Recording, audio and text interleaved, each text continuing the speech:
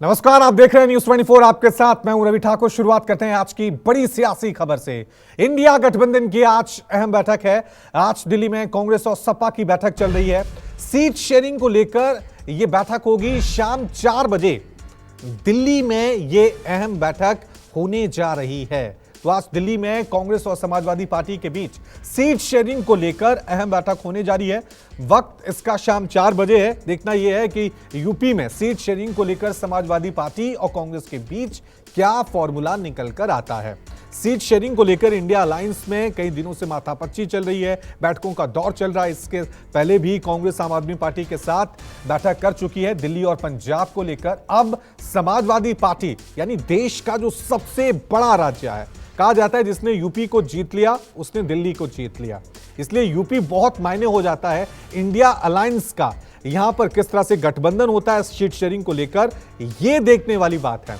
दो बड़ी पार्टी, खासकर मुख्य विपक्षी पार्टी यूपी की समाजवादी पार्टी और देश की सबसे बड़ी विपक्षी पार्टी कांग्रेस के बीच आज सीट शेयरिंग को लेकर यह अहम बैठक होने जा रही है।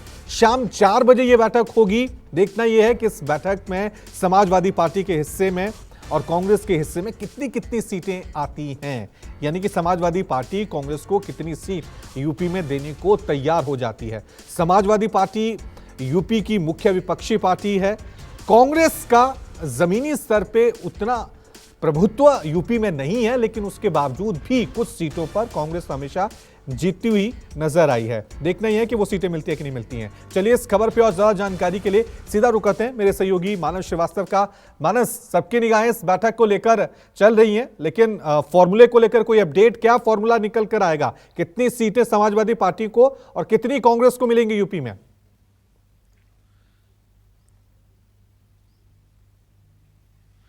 देखिए, बदली हुए हालातों में चूंकि अब ये स्पष्ट हो चुका है कि मायावती इंडिया गठबंधन का हिस्सा नहीं होने जा रही हैं, लिहाजा सीट शेयरिंग का जो पुराना फार्मूला अखिलेश यादव ने तय किया था, मुझे लगता है ऐसी खबर भी कि शायद उसी पर ही बातचीत होनी है।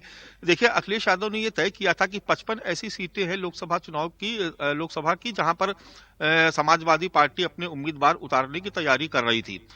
इसके अलावा करीब करीब 10 सीटें, 8 से 10 सीटें ऐसी थीं जो जयंत चौधरी जिसकी डिमांड कर रहे थे, और अखिलेश यादव उस पर ये कहते हुए सहमत हुए थे, और अपने कार्यकर्ताओं से भी उन्होंने ये कहा था कि जयंत चौधरी और राष्ट्रीय लोकदल उनके साथी हैं और ऐसे वफादार साथी हैं जो अभी तक लगातार साथ में हैं, इसलिए उनकी कुछ डिमांड अगर ज्यादा भी है तो उसको पूरा किया जाना चाहिए। अब मसला फंसा हुआ था कांग्रेस पार्टी का कि कांग्रेस को कितनी सीटें समाजवादी पार्टी दे सकती है।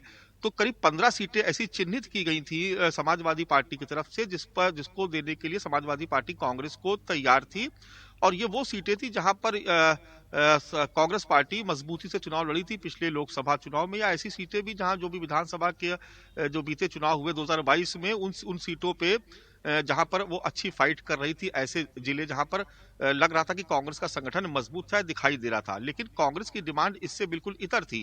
कांग्रेस 25 से 30 सीटों की डिमांड कर रही थी, और उसमें से ज्यादातर सीटें ऐसी भी थी जहां पर पिछली बार बहुजन समाज पार्टी के खाते में गई थी वो सीटें, और वो सीटें समाजवादी पार्टी ने खुद न लड़कर के बीएसपी को दे दी थी।